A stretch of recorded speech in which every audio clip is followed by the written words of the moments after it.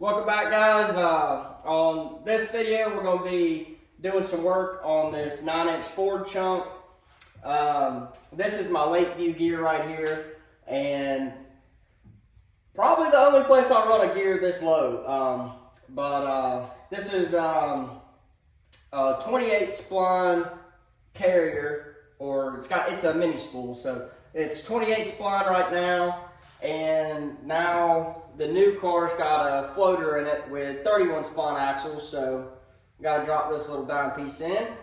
I bought this thing used and it had a mini spool in it, and I didn't want to have to completely build the gear, so I just went back with another mini spool. But these things don't make really enough power to worry about, and we're not really turning them super hard, so I think a mini spool is going to be just fine in this car. All my other gears actually have full spools. And so anyhow, I'm going to try to walk you guys through this. Personally, this is my first 9-inch gear set. Quick changers are a lot easier, but I think quick changes have their place and they're not in street stocks. Just my personal opinion. But anyhow, we're gonna get into this thing. Basically, just gonna have to pop these caps off. Since I'm not changing the pinion or anything, it's gonna be really easy. I don't have to worry about a crush sleeve or anything.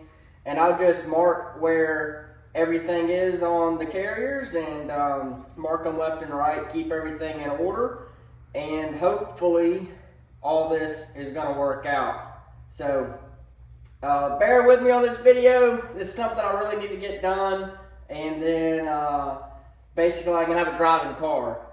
Get the gear in it and get the clutch bled with the help of Taylor, and that's my bleeding crew chief. Alright guys, so I got what I think is all the tools I'm going to need for this. I'm just going to use an impact and to take everything apart, and when I go back together I'll be using torque wrenches. I've got a 3/4 for my main caps.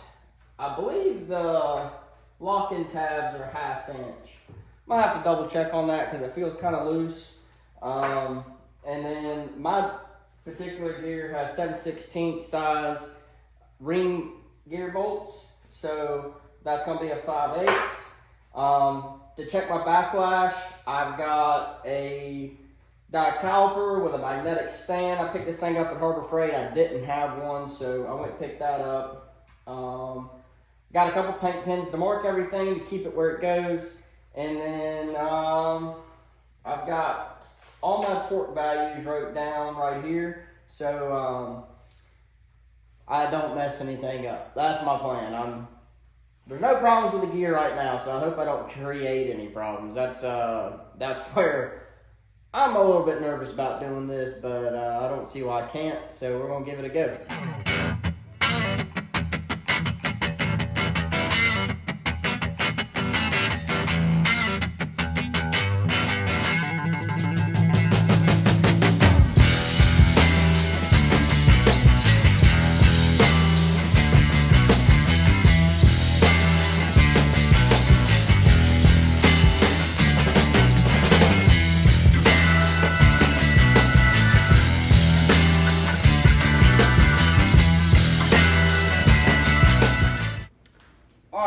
Got my main caps off. I wrote down how many turns it took to get these. I think they're called like side cap nuts or adjuster nuts or something like that.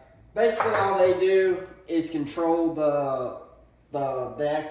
they control the gear set left or right to set your backlash or something like that. I'm not an expert, just trying to get this thing done. So now I can take this here, pop my ring gear out, set it on the bench. Actually, set it this way. And I can pop these bolts off, and if I'm right, and I don't know that I am 100%, but if I'm right, all I gotta do is pop these bolts out, let it drop down, take the gear off, and then there's a pin on this side See if I can get y'all to see it right there. That little dowel pin, I gotta pop it out. And what I'm hoping happens is that this carrier separates and I can just put new spool in, take the pin out, all that kind of good stuff. But we got to get there to see. And we're going to bring you with us.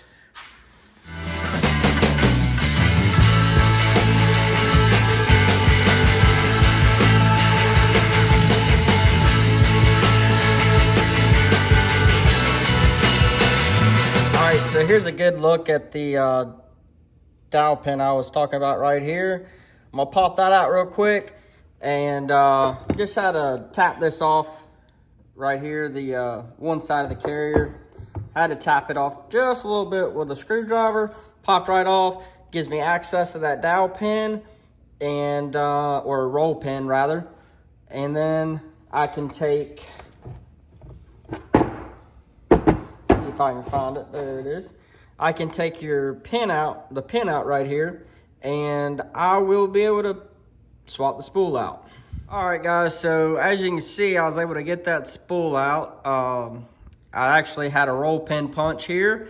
Thankfully, I forgot to bring it home, my roll pin punch home from work, but I actually had one in my box. So that's the pin I'm talking about, taken out of the mini spool, which is right here. This is the 28 spline. I'm gonna go ahead and mark that one up.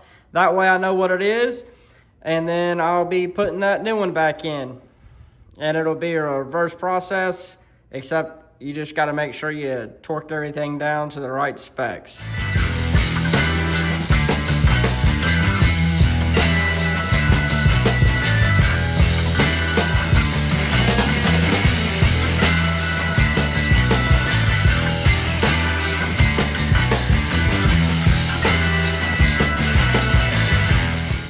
All right, guys, so run into a problem. I was smart enough to go take an axle out of the car. And as you can see, this setup's not going to work. I noticed that on this side of the carrier there were some marks.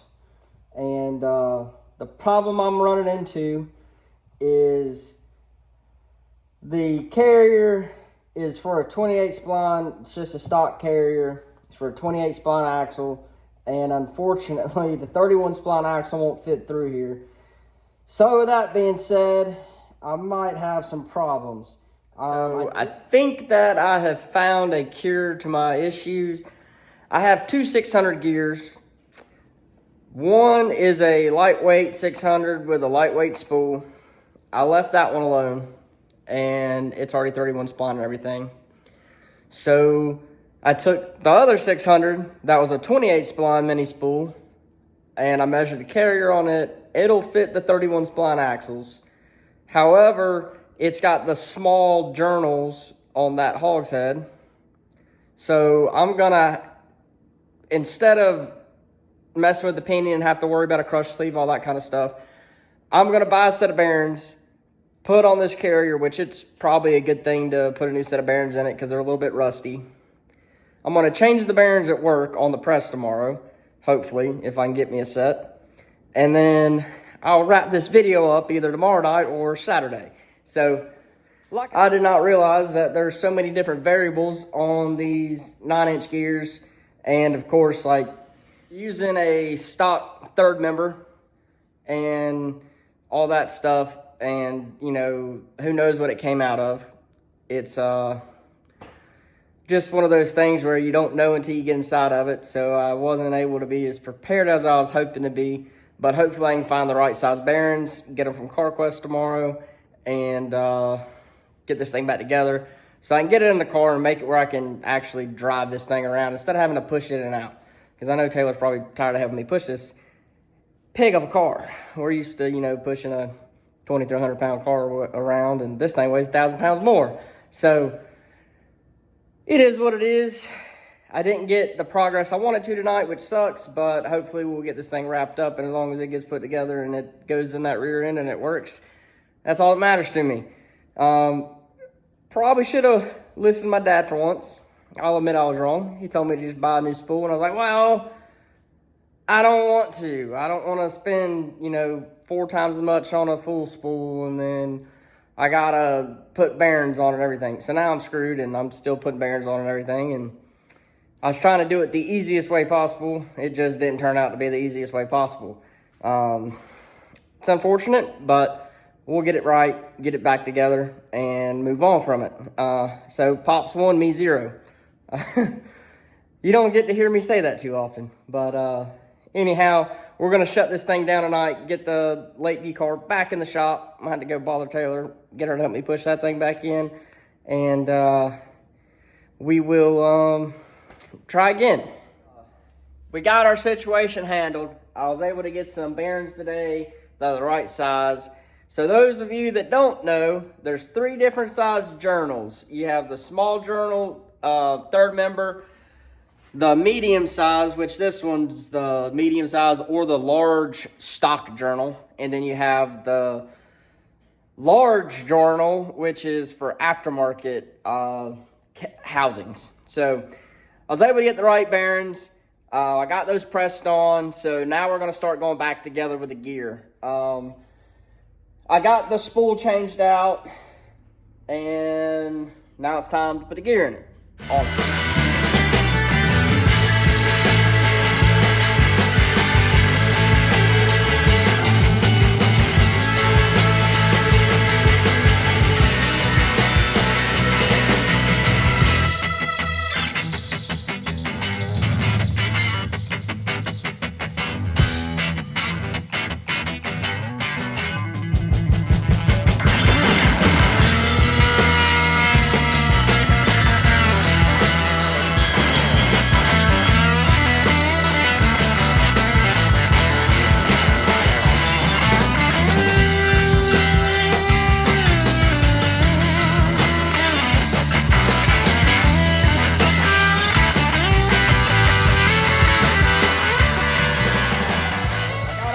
Back in the gear, got my carrier back together.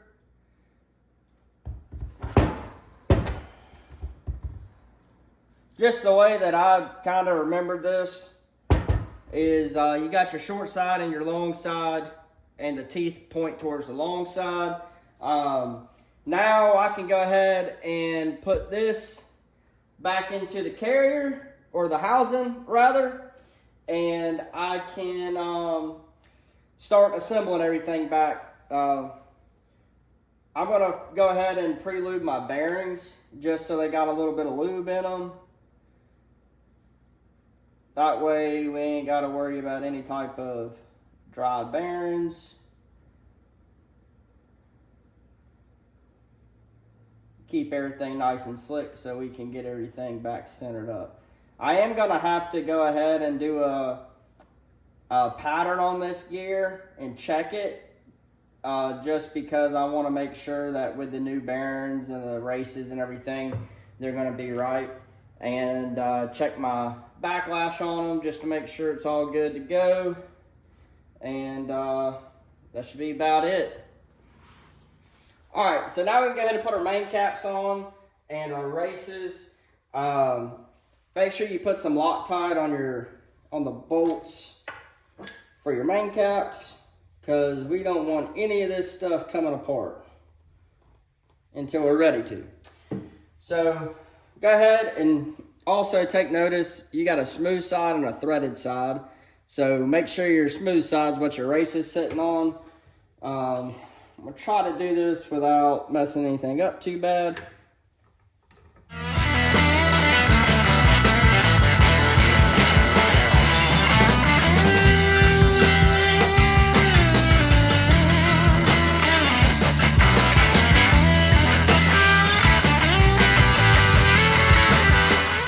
Now that we got all that taken care of, we're going to take these adjusters, and these are going to thread in right here. So if you remember, I took and I wrote down on my paper right here how many turns it took to get the side cap nuts off. So on the right side here, it took me about 4.5. So as you can see, I got a mark here and a mark there. So I'm going to count 4.5 turns.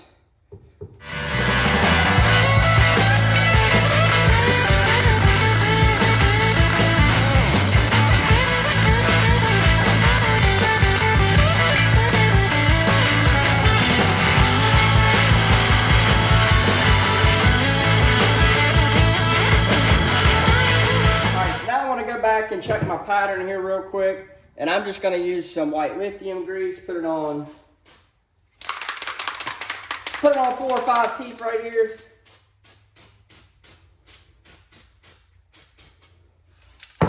I'm just using what I had. I don't have the compound. But then you're just going to spin this thing around and let the gears meet each other just a couple times, and it'll be able to tell you if you're lined up the right way or not. Alright, so I'm going to go ahead and torque my main caps down real quick. That's the 80 foot-pounds.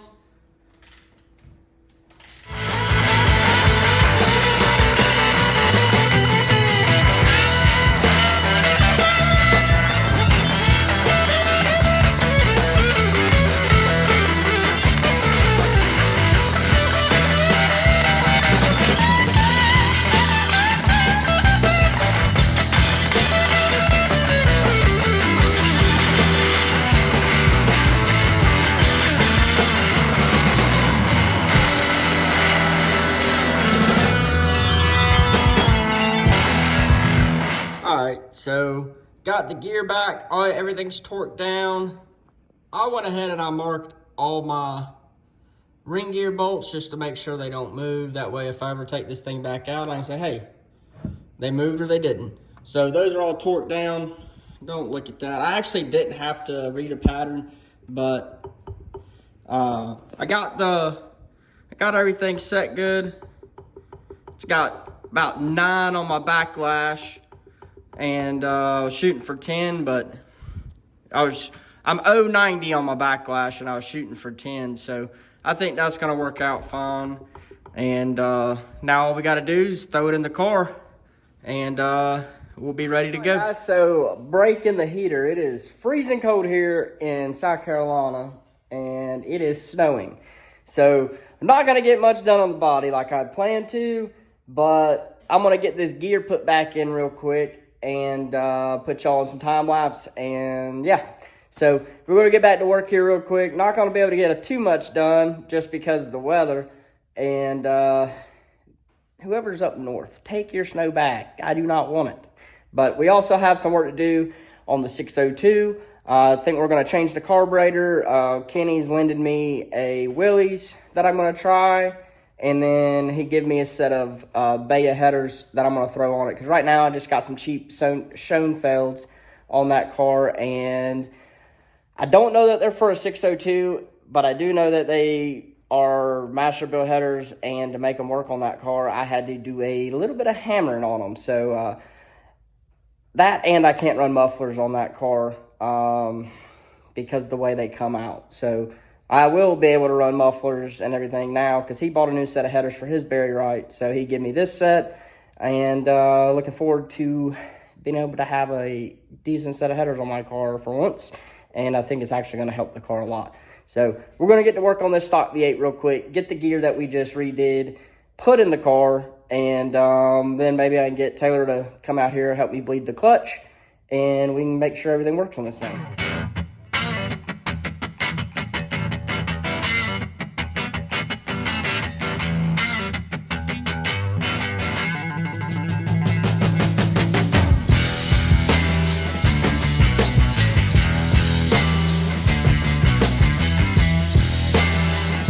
So just quick tip, I'm assuming that they probably had a full spool in this car, and with the mini spool, as you saw earlier in the video, it has the pin that locks it in. So these axles have these lock nuts on here. So they use these nuts, well it's a bolt, and what they do is they set your spacing for your axle. So you can get it where your axles don't move back and forth within the axle tube. And I've actually seen some bust these little aluminum caps off. So I gotta probably take the nut off this one and see if I can get it close. And I might even have to take the whole bolt out, and it might just be close enough. But you basically, I wouldn't want more than about an 1/8 inch of axle pushed in on this drive plate here. But that's about what I've always been a good rule of thumb for me. and basically just protects you from slinging an axle out. If you got too much play in here, when you go in the corner, sling it, the axle actually will sit here and beat this cap off on the drop plate. But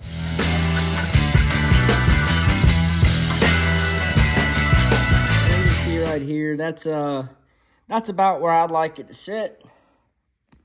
Just on the other side of the bevel on the splines is about where I like it.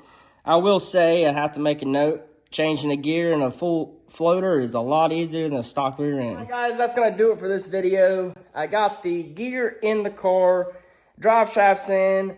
Went ahead, I'm going to have to take them back out because I'm going to change the rear springs on this thing. But I went ahead and put the adjuster cups in on the rear so we can play with our ride heights and that kind of stuff when we get it on the scales. Got my axles adjusted so there's no play.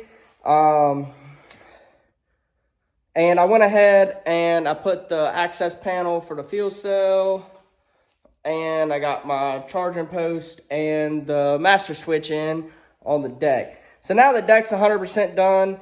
Next thing I'm going to do is get the nose mounter on this car, but that's going to have to wait because, as you can see, the late model has turned into a table, and this thing's supposed to be racing in about 5 or 6 days. So we got to get to work on that thing, get the springs off, go ahead and smash them, swap the headers, and possibly swap the carburetor. Probably going to go ahead and I'll probably try the carburetor that Kenny gave me to borrow, and he wants me to try it. So I'm going to try that carburetor out on Friday night. And if it don't run in hot laps, then I'll still have my carburetor with me so we can swap it back and put the Stealth back on it. But those equalizers are really good carburetors, and they're pretty tunable because, you know, they are pretty close, all these 602s are. So we got a load of work to do on this thing. We got about 2 inches of snow sitting on the ground, which isn't good for me because I got to get that ramp truck loaded out, which means I need to be outside. Not good, but it's going to have to, we're going to have to make it work one way or another. We might be out there in the dark a couple nights this week trying to get that thing loaded up. But we're going to get it done so we can go down to Screven and have us a good time and get y'all some racing content. I don't remember the last time I actually posted a video at the racetrack. So looking forward to doing it again. Looking forward to, you know, putting these videos back out because I enjoy, you know, there's a couple older folks, older men that always comment on the videos, always enjoyed reading the comments and talking back to them. And it just gives me a lot of, more reach to the racing community as far as people that aren't local around here. So I met some really great people through the YouTube channel, and I'm looking to meet some more. So if y'all are at the track, come by, see us, and give us a shout. But for now, we're going to end this video off. Make sure you go down, like, comment, and subscribe, all that kind of good stuff, and we will check y'all later.